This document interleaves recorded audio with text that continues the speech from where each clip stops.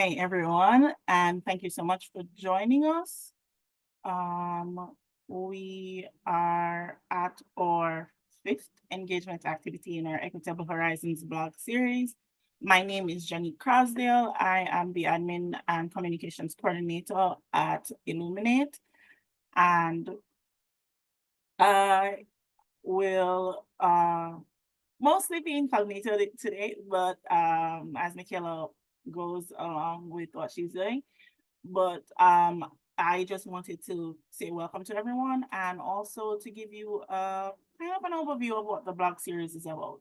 So we started our Equitable Horizons blog series in March, and it is all about negotiating systems change through collective leadership. At Illuminate, our three main pillars are equity, systems change, and collective leadership. And we believe that they're mutually reinforcing and they're interdependent. And as such, we wanted to give people an opportunity to showcase how these three pillars in their various fields. And everyone chose different diverse formats, and Michaela chose a very enlightening animation, and we are going to get a chance to see that animation a little bit later. But for now, let me just give you a quick overview of who Michaela is and her bio. So Michaela's work the last 5 years has been motivated by systems change for climate justice. In her current role as program manager for the Climate Safe Lending Network, a global multi-stakeholder organization working to decarbonize the banking industry, she leads on programmatic design and delivery for stakeholder engagement efforts to ensure members increase their influence on the transition to a new economic system that prioritizes all people and planet. In parallel, Michaela balances her engagement in global conversations on climate and the environment with practical land-based work in regenerative agriculture and urban environmental horticulture. Prior to Climate Safe Lending Network, Michaela worked with Camber Collective, a social sector strategy consulting firm dedicated to improving climate resilience, public health outcomes, economic mobility, and the effectiveness of the philanthropic sector. Michaela graduated from Stanford University with an MS in Sustainable Science and Practice, and a BA in International Relations, and a minor in Modern Languages. With that being said, I am going to just give you a brief overview of what our agenda is going to look like for the rest of the hour and 20-30 minutes. And then I will hand over to Michaela. So we're going to start with some questions, some icebreakers, and then we move on to a presentation from Michaela, and she will also show the video, the animation that she worked on. After which we will get into a breakout activity in breakout rooms, and then we'll have a plenary discussion and a Q&A session when we come back into the main room. Everybody gets a chance to just talk about all of that. So that's pretty much it. And with that being said, I will hand over now to Michaela. Thanks so much. Yeah, hi everyone. I'm actually quite happy that we have a small group because we could just maybe even skip the breakout room and just do everything together. It might give us a little bit more time this afternoon for ourselves as well. But yeah, maybe before I dive into anything, it might just be nice to do a quick round of introductions in the room. I had a bit of an idea for, I guess you can call it an icebreaker, but if we share our name and maybe just where we're calling from, and then I have a friend who always does what they call kind of a reverse emoji check-in. So instead of putting an emoji into the chat that relates to how you're feeling, she usually shares one, and then you can reflect on how that emoji relates to or doesn't relate to how you're doing right now. So I just randomly picked this one. maybe I'll give everyone a couple seconds to think about what it means for them first, and then we can go around.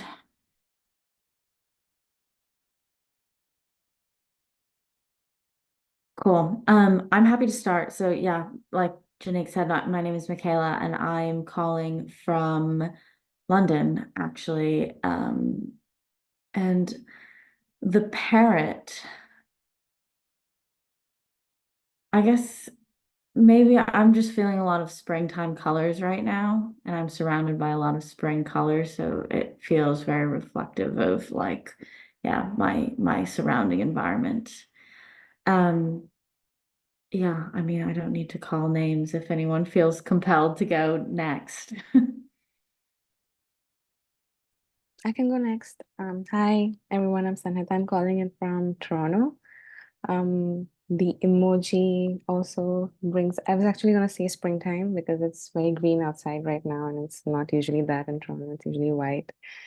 So that's what is invoking and also invokes a sense of calm. I feel a sense of calm Mm, right now and it's nice for a change. Yeah.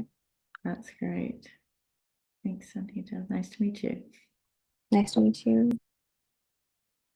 Hi, my name is Fabienne. I'm calling in from Montreal, and similar to Toronto, this is a really nice day. It's sunny, it's warm. So the parrot first, my first reaction to it was, yeah, that's it kind of reflects the kind of day that we're having because we've had ups and downs in the weather, and also I'm looking forward to a trip where I'm going to see a lot more sun and a lot more brightness, and so kind of reminded me of that too.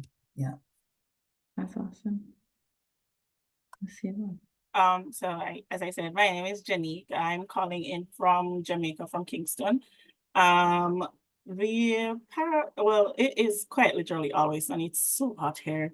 But for me, the parrot reminded me of two things. One, a carnival. We had Jamaica Carnival a couple of weeks ago, and if you've ever seen any of the costumes, they kind of have those feathers reflective of birds. And two, that I haven't been to a zoo in ages. So that is something on my weekend checklist. Hi, everyone. I'm Lucila, and I'm calling in from Miami, Florida. So also always very hot. But it just, in this last week, definitely it got hotter. And I was just yesterday walking on the beach and I saw kind of a greenish bird. So it just reminded me of my moment yesterday, walking and reflecting, looking out at the ocean. So, but agree with everyone of just like the bright color is a nice, like positive reminder. So I like this activity. Yeah, I overuse it, to be honest. Yeah. Hi. Hi, I didn't realize my name was not showing up on this. What's the exercise we're doing right now? I apologize. Are we just introducing ourselves? Yeah, just name where you're calling from, and then I put a picture of a parrot in the chat. I'm just curious to hear like what that brings up for you. Oh, picture parrot. Okay. My name is Umar, like someone without the S. I'm calling from Ann Arbor, Michigan, and vivid. It's giving me like nature vivid. That's what I like about this parrot situation here. Yeah. Love that. The very first thing I thought about when I thought of parrots was just like they mimic people a lot. They like talk back, but I'm surprised that none of us actually like said that out loud. So interesting. Yeah, I had us do that check-in a bit as a primer for today because I really want to explore how and why we all see things differently, why that fact is important, how we can shift from that fact often being a barrier to equity, collective leadership, and systems change more to enabler of those things. Um, yeah, I'm kind of curious your all's curiosity in this room and in this space, so maybe we can get into that as well when after we watch the video. But before getting too deep into that, just a little bit more about my background and why I explored this topic is I guess I started my formal journey on systems change during my master's program, and it applies systems thinking to an environmental science lens. I didn't like obviously found myself really gushing over every single framework that's presented for all the different ways that you can look at systems.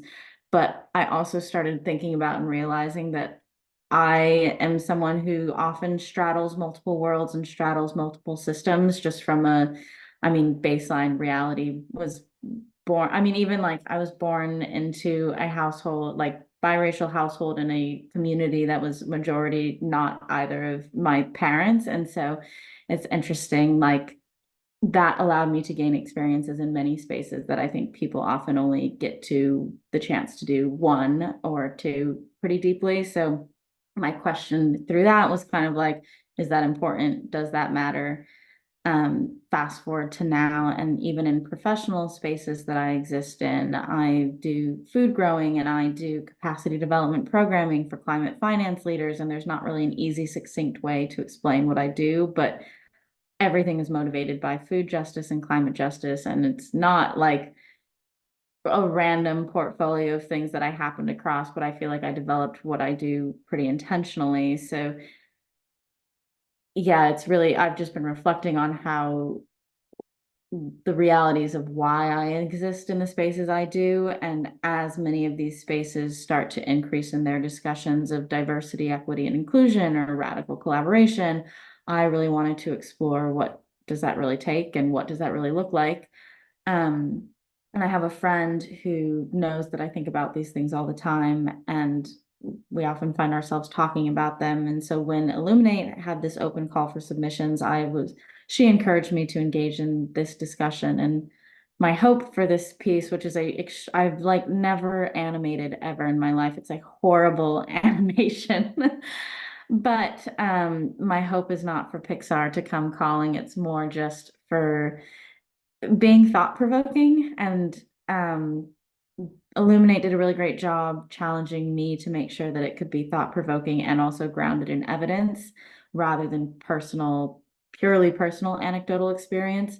So I have no doubt that this room, there's like a lot of really unique perspectives on this topic too. So for today, it would be really nice if not only we could bring those perspectives out and just have kind of a conversation about how everyone not only views the animation differently, but your thoughts on what the topics and nuances that are trying to be explored in that.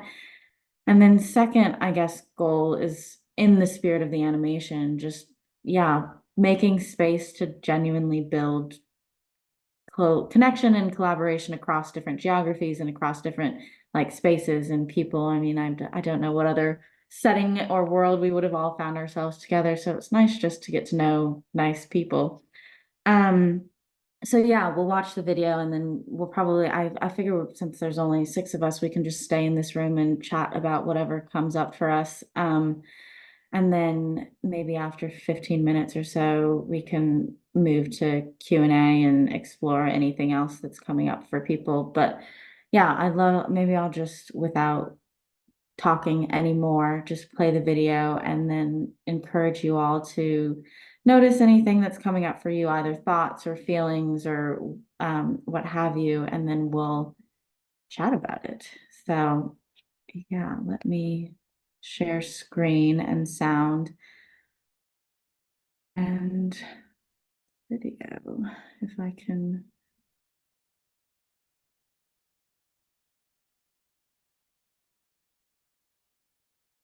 Okay. How do I get rid of ads? There we go. Lovely. Okay.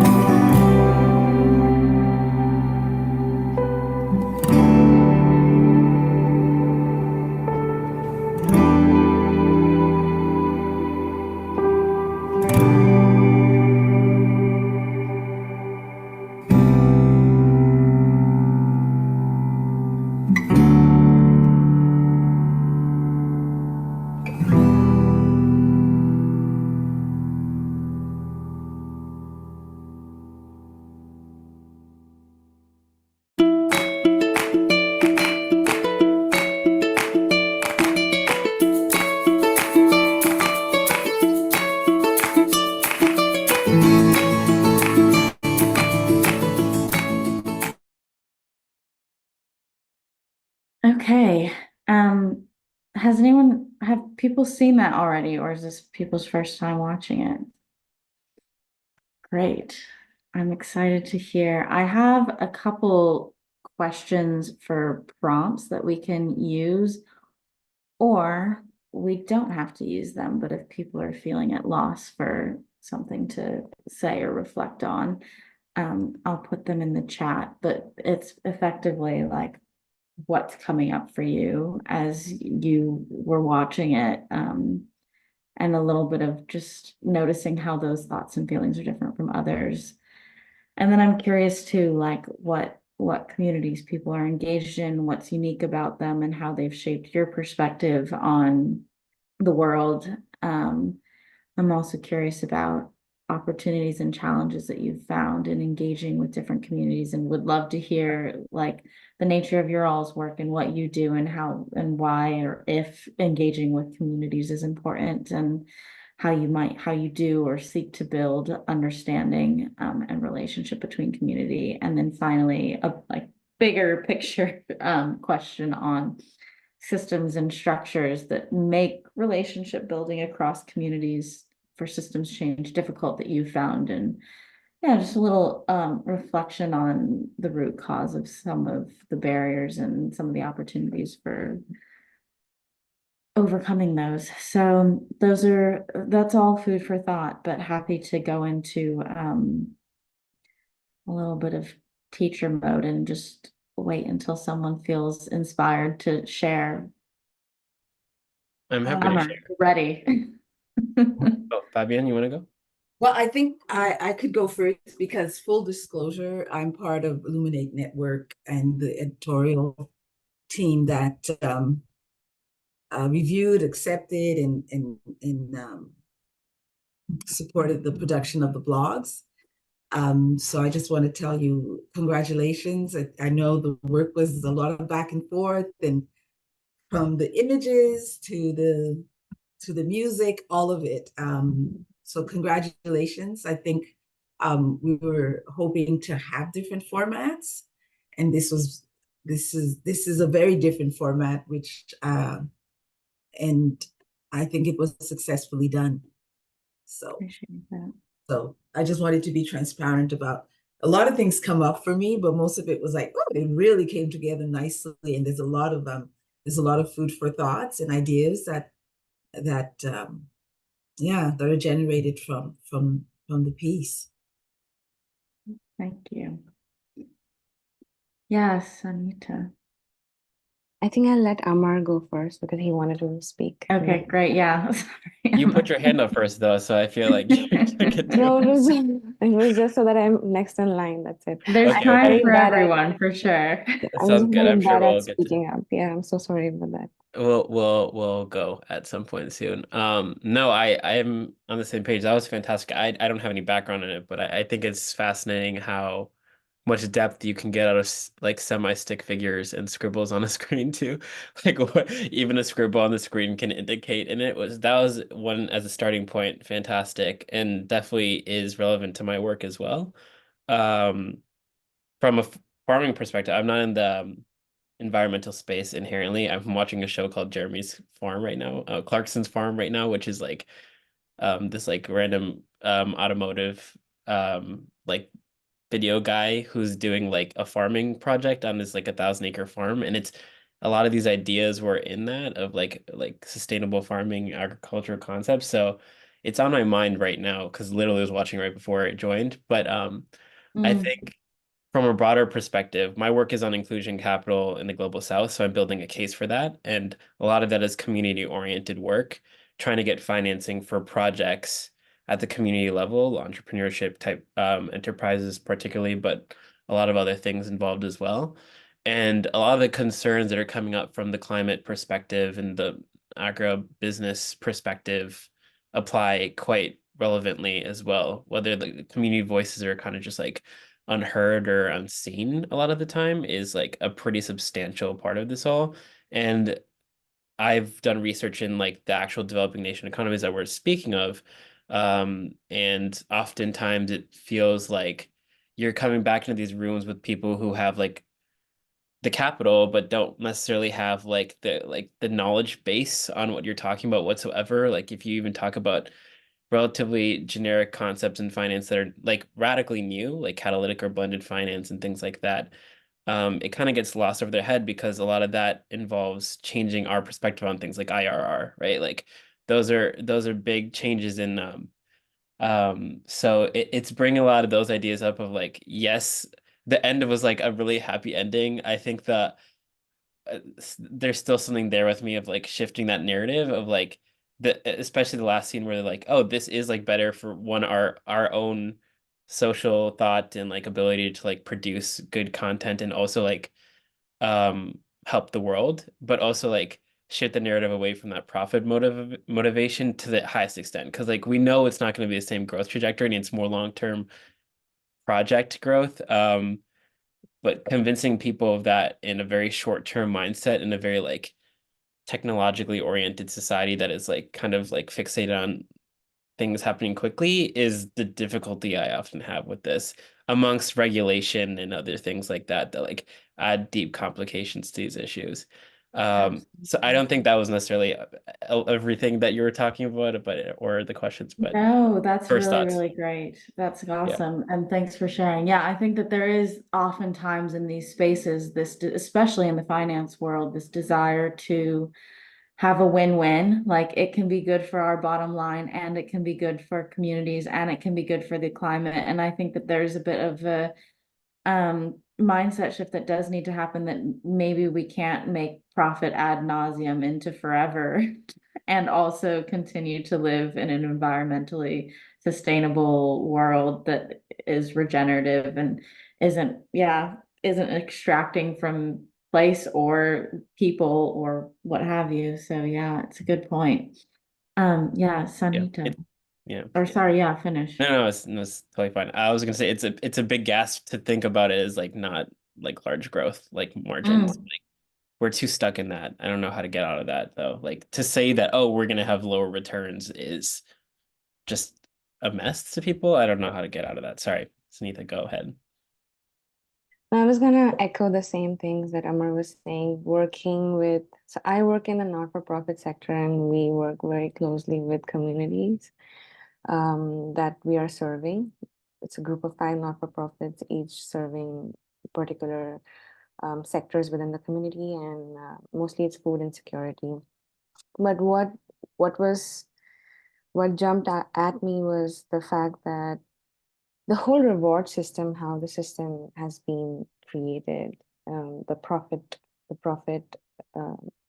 pro-profit thinking for companies who are corporates or who are for-profits versus the motivation of serving communities in the not-for-profit world. Just the divide, I feel, has been growing further and further. And not-for-profits are working fully based on their internal motivation, their need to serve that immediate community, working closely with people. And this never gets translated to the corporate sector, and the corporate sector is more like, okay, we can just do away with philanthropy. So, and that is our, I mean, we work on donorship, we work on donor money. And the system is so entrenched that the whole concept of someone coming out and recognizing it from the outside and then coming to this side and then bridging that gap, it's like I have been trying to work in that direction, but being one person and seeing that there are so many almost gatekeepers to all of these systems, it's just been it's been an uphill battle, honestly.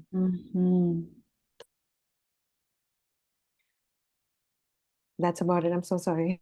No, that's great. I want to hear what Lucila's immediate thoughts were, but I want to come back to that too about like it does often feel really demoralizing, and I think this blog series is something that is trying to understand where are the little points of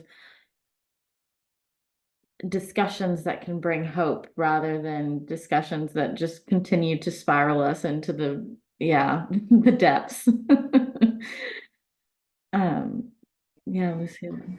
Yeah, thanks. This is really nice. And throughout the video, I felt that was really awesome, Michaela. And I feel like I felt all the emotions from moments of like just really deep sadness, of some realities of, you know, when they're person on the bus was just like reading newspaper about the topic, but then there's people protesting right outside, and just like the disconnect that can happen. But then the frustration of bringing the farmer to the table, but then the meeting is, you know, there's just like no actual efforts to like find common ground to have the discussion. It's just like this meeting is set up as it is. And but then, you know, really like when then the coworker goes and they start planning together, there's like a really tender moment of vulnerability and I think like exchange. So all the emotions, which I appreciated and made me think a lot. In my work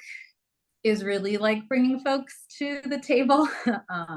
I do community engagement and stakeholder engagement for different environmental topics. So most of my clients are like government entities that, you know, want to do community engagement. So I've been balancing that kind of approach of, well, we you know, and I would happily say a lot of my clients are amazing and they really are being very intentional, which is like a blessing to see. But also the system is so set up that it's really hard to create spaces.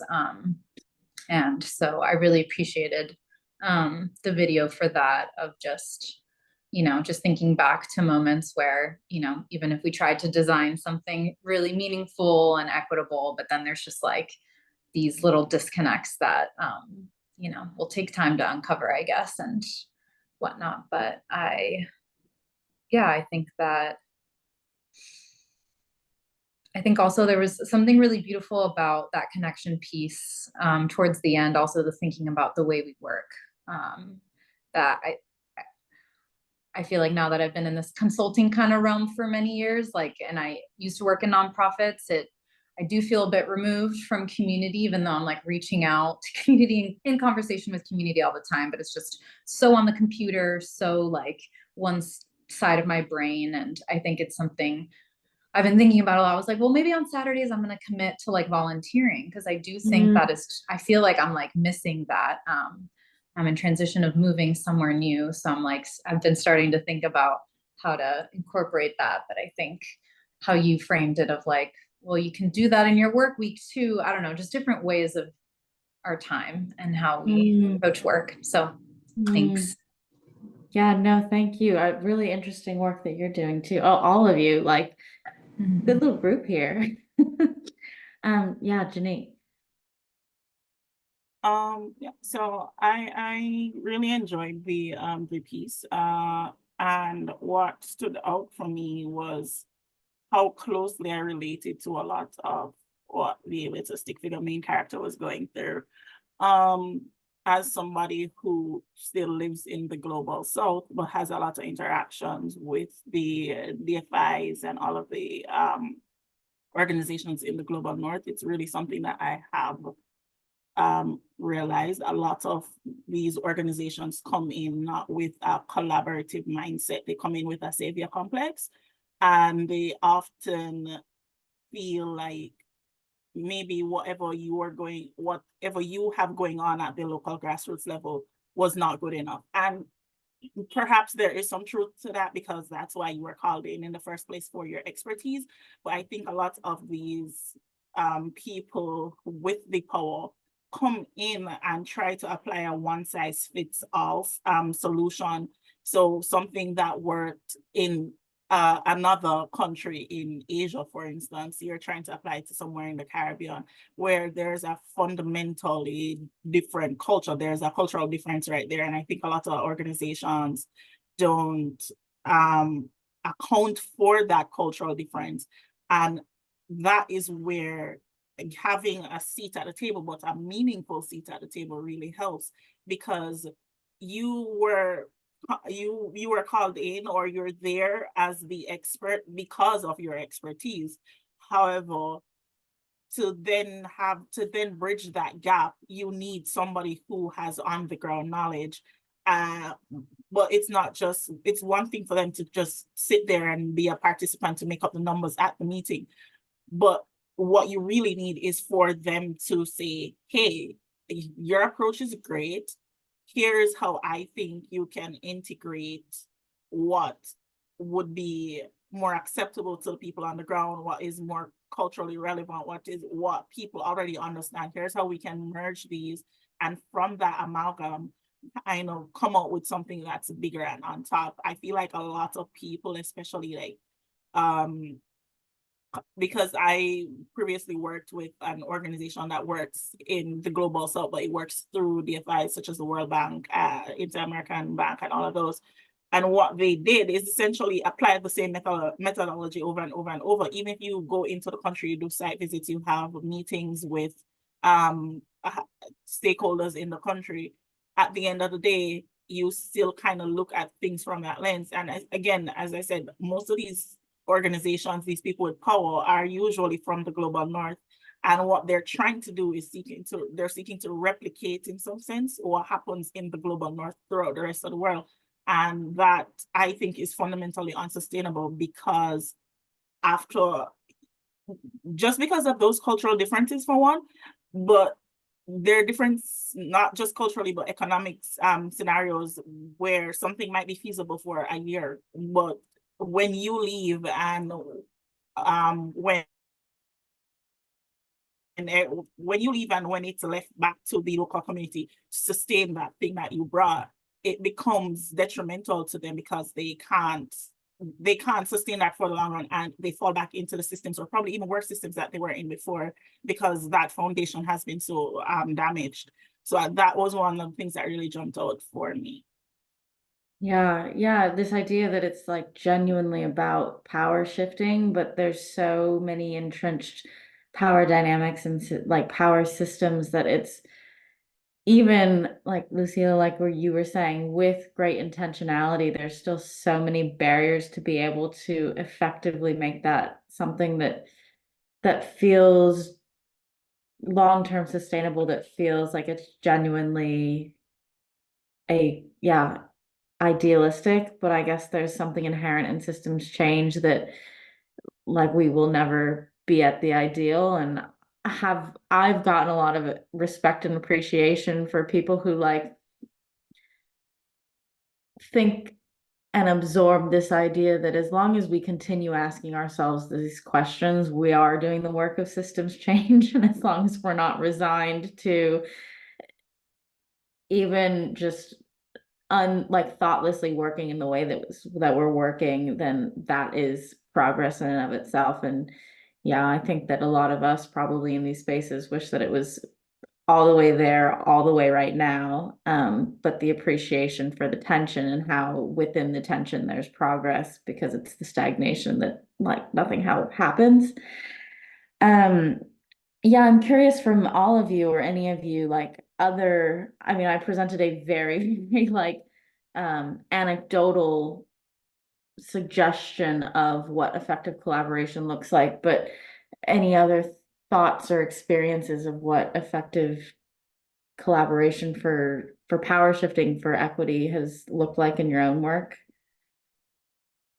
Well, I have a Yeah. thought on this. I don't know if it's come into my own work yet, but I mean, I guess it sort of is coming to my work because that's what I'm trying to build. But I think when you're in those rooms, you need translators.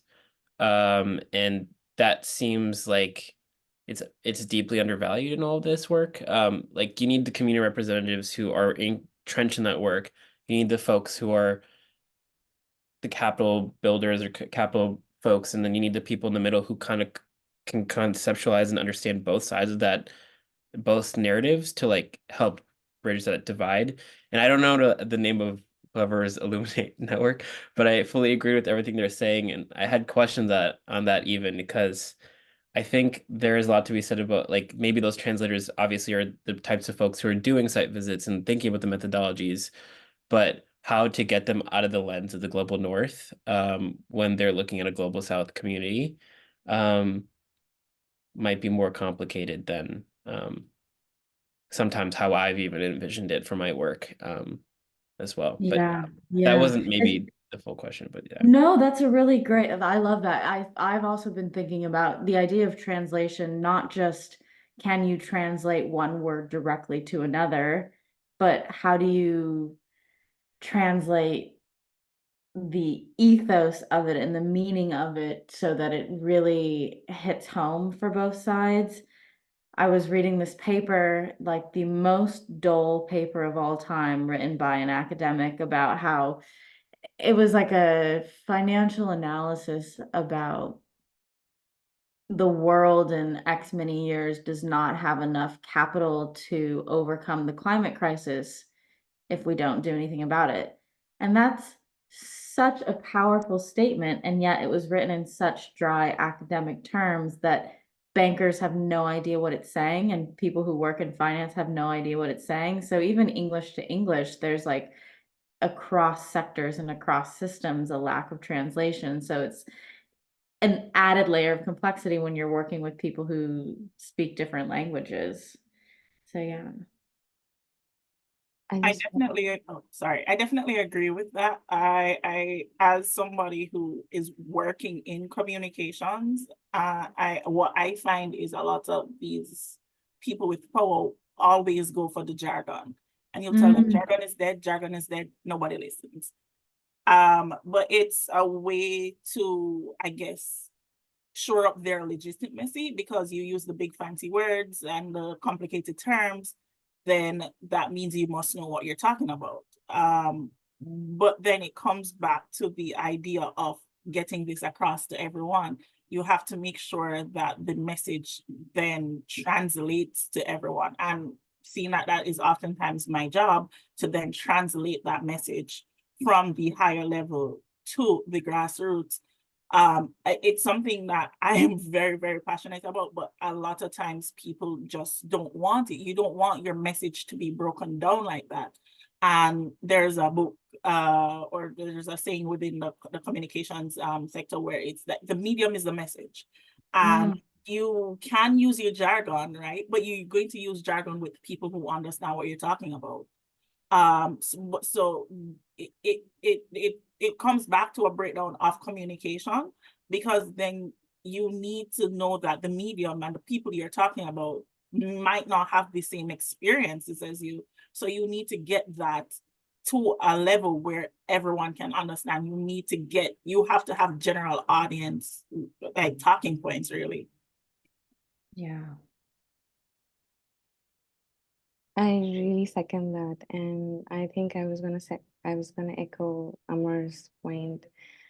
And I'm coming from a strategy perspective because I suck at communication. But even when we were trying to build the organizational strategy for our current grassroots organization, traditional systems have not worked. A one size fit all has never worked. And that's because, as Janine mentioned, that there's so much difference in culture from just region to region. And even from a strategy perspective, having that voice at the very beginning of the foundations of any organization that is community driven or community based, and that has been life changing for us, because I come from a corporate background, and the leaders I work with have been doing their leadership roles for a very, very long time. It's very hard to see the lived experience of people who have been in the community. So having them at the table and genuinely communicating that their voice is being heard, and showing them that their inputs have been molded into the strategy, has given us a lot of buy-in in our community. And I'm happy to see that. And I believe that's at the heart of any systems change, having small grassroots organization lead by example, almost, through community driven work. Sorry if I spoke too much. No. I'm speaking too much. Yeah, but I really resonate with that as well. And I think a lot of this idea of systems change for the last several months, I've been really tied to this perspective that a lot of the challenges that we're seeing right now are because of the one size fits all, because of like economic monopolies, because of like desires to replicate and scale everything so massively.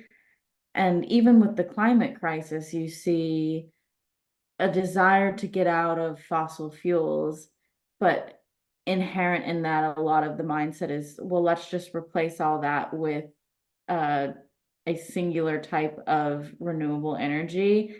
And I think that if we came across an unintended consequence in extraction of fossil fuels, will we not come across an unintended consequence in deep sea mining for creating solar panels or anything? And I think that there's such, I mean, even in biology, there's so much resilience to health from even a human perspective when extrapolate that onto a planetary perspective or to an economic perspective, that there's so much to gain from diversification, and risk resilience is created by diversification. So as long as we can continue to support and enable many flowers to bloom in grassroots movements, then we will be able to have much more flourishing of our societies instead of just replication scale. Yeah, so I've been really dying on that hill the last 6 months. Lucila, you were gonna say something. Yeah, as people talk, like other things come in.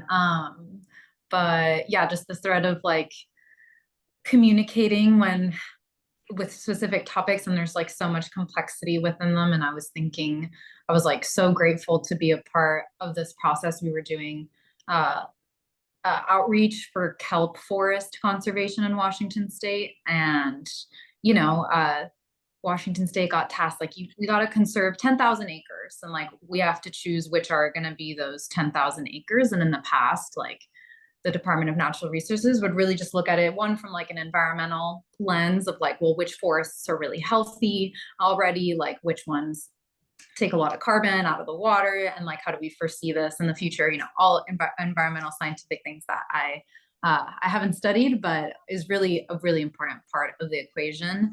But then it was really cool to see like, okay, well, there's that, and there's people who go enjoy kelp forests recreationally, like kayaking or scuba diving. And then I thought it was really, we were doing collaborations and having initial conversations with people before we put on these like bigger workshops. And we talked to some folks, and they're like, well, there's a really big like spiritual, emotional component to these like natural spaces.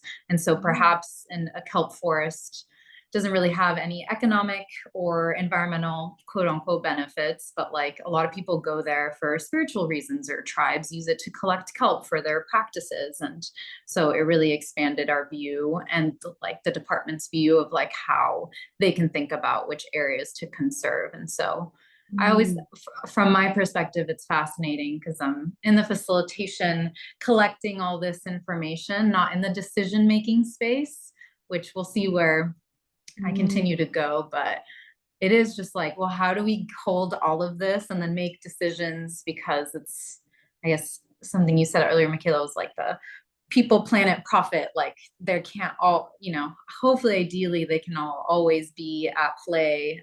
But sometimes there's some sacrifices. And with these big decisions, it's just, I'm always questioning, like, how do we decide? But I guess small is good, and gotta try. Yeah. And kind of full circle to what Amar was saying at the beginning of like, why are we doing this? Like, are we doing this to just increase profit over and over and over? Or is there a different concept of the reason that we're engaging in certain activities? That's great. I don't know if I might be saying your name again wrong. Fabienne, did you want to go? I saw you on mute, so I can wait for you if you wanted to go too. Yeah, I did, but the conversation kind of started going somewhere. And so I wanted to talk about the notion of having interpreters, right? And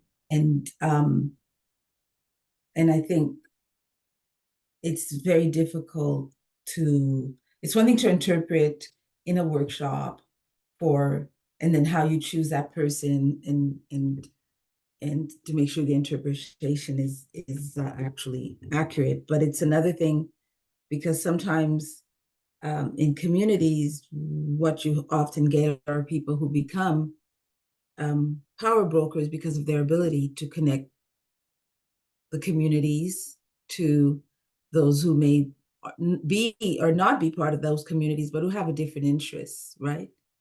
And so, yeah, I think it's also it's quite important to look at who interprets and who has the power to do that, because that in itself can become a position where it is a source of yeah, it's a source that can help things flow or can not help things flow. Mm.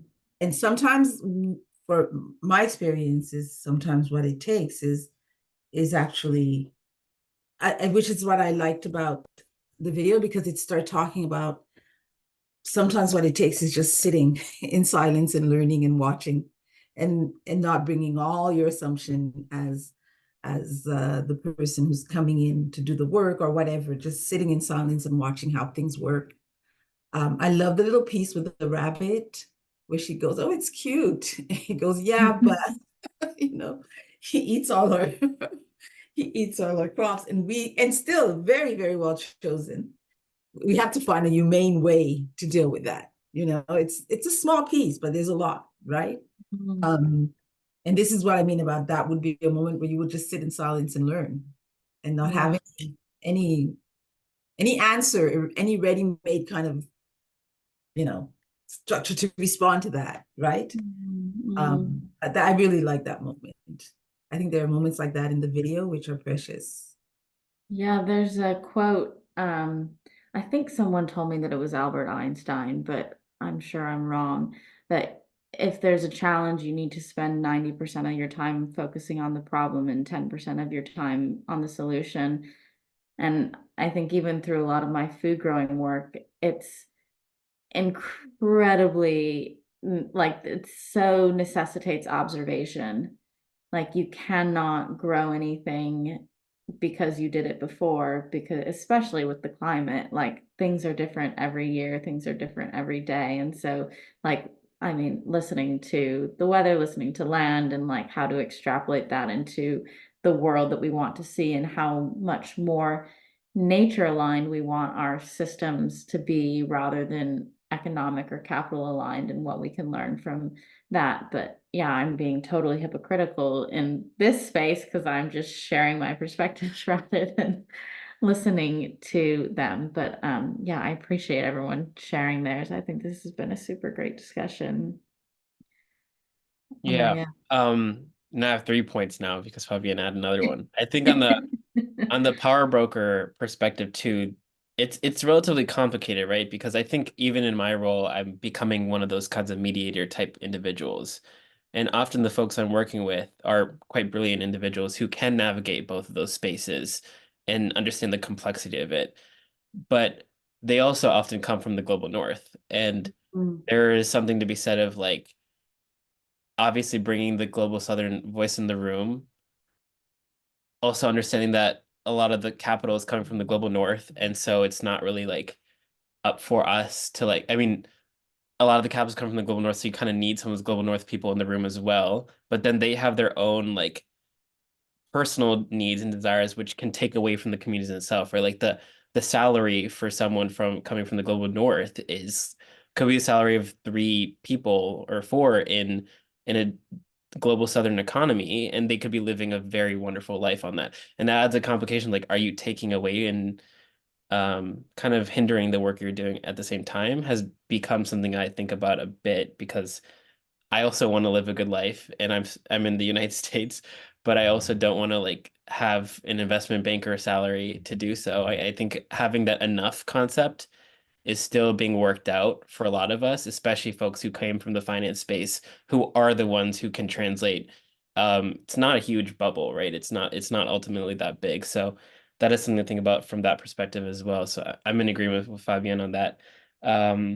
Then 2 other points. One was I'm intrigued to think about like how a just transition can come into the social perspective, how you can integrate this more. I feel like I'm seeing a lot about development of infrastructure for alternative economies, but I'm not necessarily seeing that how is that going to hit at the community level in in a Ghana or in India type perspective for entrepreneurs there who are doing it?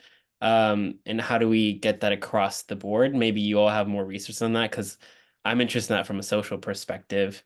But also on top of that, sorry, this is a lot of things at once, but on top of that, if we're going to get those folks capital, a lot of the times where the big capital, commercial capital lies is not touching, and this is stuff that's on the top of my head, is not touching those small, medium-sized enterprises. They'll touch accelerator projects that might get a 10 to 15 person staff off the gate, right? They might touch those, or incubator projects of the same size, but they're not really touching those like relatively extreme poverty situations that could actually be really beneficial to use. I mean, to have those folks maybe be working on just transition issues in the economy. So something I'm thinking about, and probably really complicated, but you all might have more knowledge on that space than I do. So I'm just bringing it up in case. Who knows? Yeah, I put in the chat, but a total shameless plug for on the Climate Safe Lending Network organization that I do a lot of work with. They were thinking a lot about, the network came together to think a lot about these things that you're talking about, especially this gap between, there's a lot of money and there's a lot of projects, but there's an infrastructure piece, or there's a piece that's missing to get the money to where the projects need to go at the level of financing that they can actually absorb and need.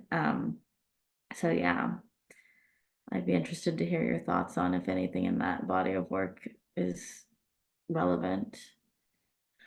Janique, I know we're at the top of the hour, so I don't know if there's yeah, a bit.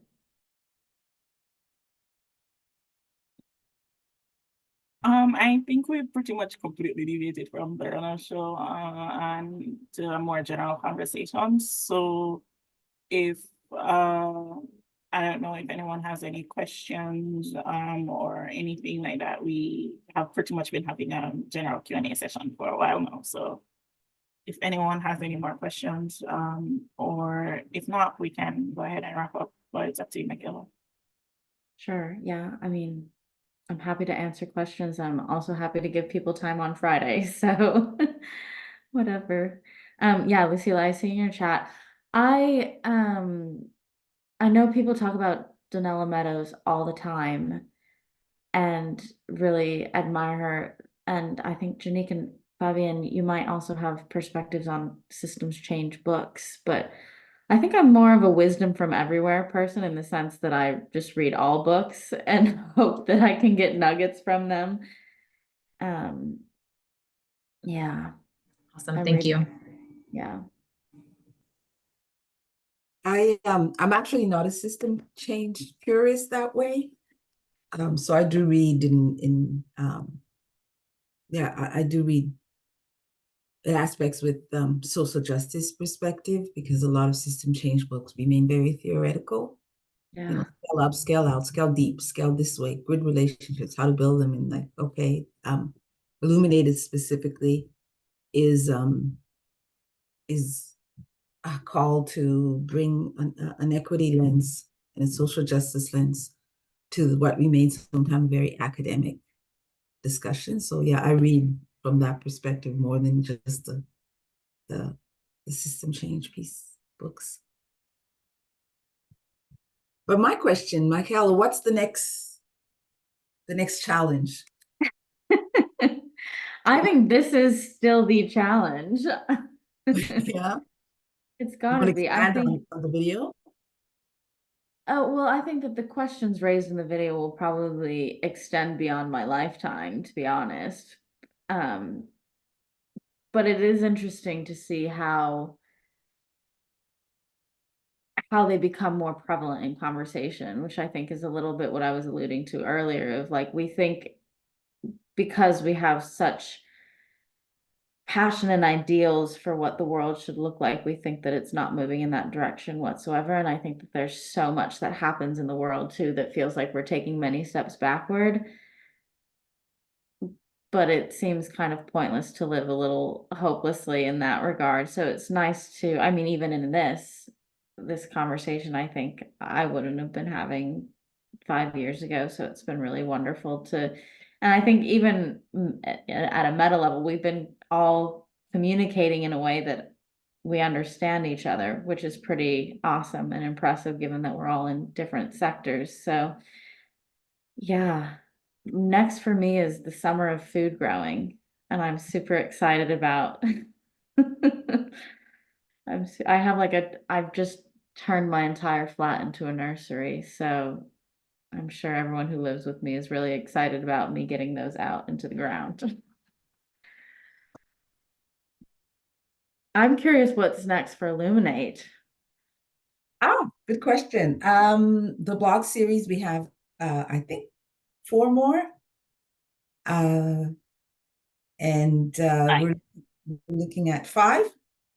So we have 5 more, one of which is actually a reflection by the editorial team about the process, which I'm really looking forward to that, because we learned so much through the process of selecting and supporting the different pieces and publishing them and doing the engagement pieces. So we wanted to do, well, I wanted to do this. They agreed. A reflection, because I think a lot of it is, we also wanted to apply to the work we were doing, a collective leadership lens of how we decided and when we decided. It took a lot of work and a lot of back and forth. So I think there's a lot to say about process. So we were going to do one of those pieces. And we're also, we have a learning and evaluation project that we're going to invite people in from the network to kind of reflect back about our history. We're very young. We're a very young network, 4 years now. So we wanted to kind of have a reflect back to see if we're sustainable, basically. Yeah. So that's what's next for us. Great. Thanks so much, Lucila. That's great. Yeah, I'm happy to end here and have us all enjoy our Fridays. That's good. I'm not familiar with Illuminate networks in general. Is there like a subscription thing that we should do or something like that? Sure. I'll put the link to our website in Yeah. the chat, and you can, the link to the subscription is at the top. Cool. Great. So you can subscribe, because we, like I said, we have a couple of more blogs. Sometimes we have activities, specifically in the system change ecosystem. Illuminate wanted to bring an equity, social justice lens.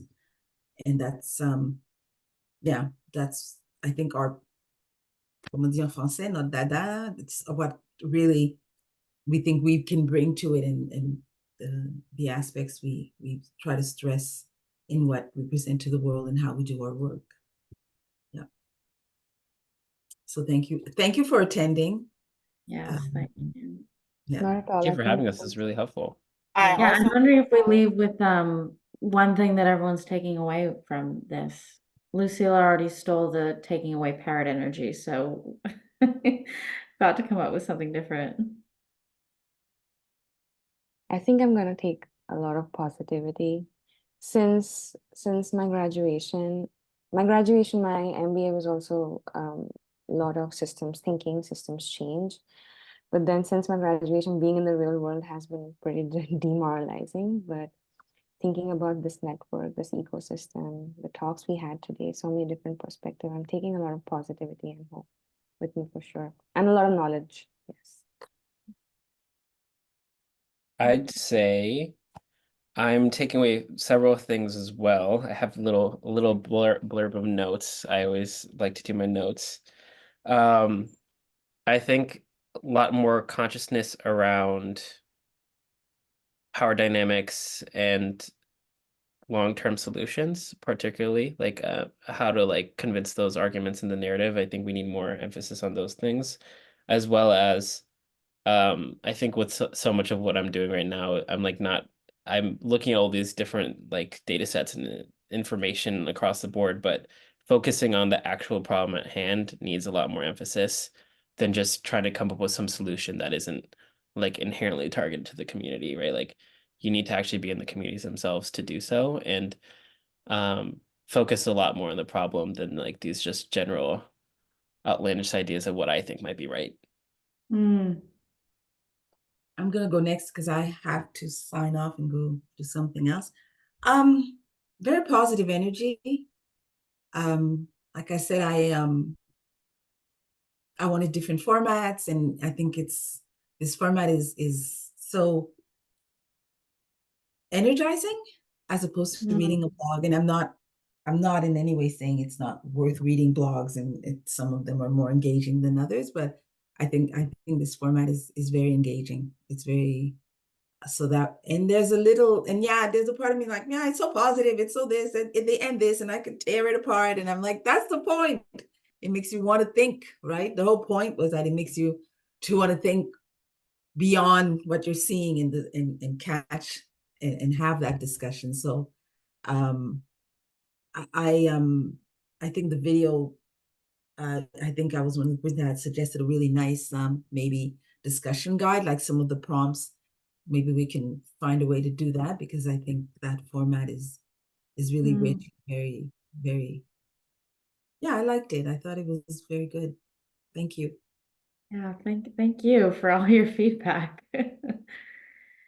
For me, what I'm taking away is well, really more of like a call to action for myself, just to see how I can try to help facilitate that voice more in all of this, to just say to be that bridge between the grassroots and the people with the actual power. So it's not just a ceremonial seat. So that's something I have in the last hour decided to really look into. And I'm pretty sure I'm going to hyper focus on this for another couple of weeks at least. And I also am taking away, because I also really look into the whole idea of climate justice. As I said, I'm from Jamaica. Jamaica was one of the first countries predicted to hit climate departure at the end of last year. And given the current temperatures, I'm pretty sure we hit it, because it is unbearably hot. So I really want to see how we can bring the people who are going to be, who might not have that seat. So the fisher folk, people in the tourism industry, people in the construction industry, which is booming in Jamaica now. But people in agriculture as the child of farmers. So things like that are really things I want to look into going forward from this. Yeah, that's great. Thank you. Yeah, well, I'm taking away so much gratitude for I really love a small group, because you actually get to have a real conversation, and trust can just be built a lot more easily, I think, within being in a room of 20 people that you don't know. You got to guard what you're saying, etc. The other thing, which Sanhita, I think, is sparked by what you shared, is, yeah, I guess I didn't share, but a part of me not being so entrenched in one world in my job is that it does feel really demoralizing. And so appreciation, I guess, for like you all and all this work that you're doing, and also the encouragement that it is important to take care of self too, in all of that. And part of why I went so much into food growing is because it's rejuvenating, and it's because it's what I love. And yeah, it's easy to say that from a very privileged perspective of you can do multiple different jobs, and I've landed in that world in a very, I think, lucky way. But yeah, the heart work is as important as the systems thinking work. Especially if you work remote, right? There's so much isolation. I mean, I work remote and I feel deeply isolated all the time, especially because a lot of the people I'm around have no consideration for any of the things I'm thinking about, and like it just goes over their head. They don't care. So finding spaces where you can talk about it and people like kind of comprehend what you're saying and like are in the same page is just like, it is very, very helpful. So it is good for the heart. Yeah. Definitely. And volunteering helps too, I felt, just not knowing someone from this space at all, like absolutely like a different world, just engaging and escaping into their world for some time. That's also been, yeah, very nice. Sorry. No, it's great. It's great that we have these discussions. I see we're basically at the end now. But before we go, I just want to say that our next blog is next Thursday, the 21st. I think that's next Tuesday. So our next blog is the 21st. It is going to be in both Spanish and English. It's originally written in Spanish, but we have gotten a translation in English.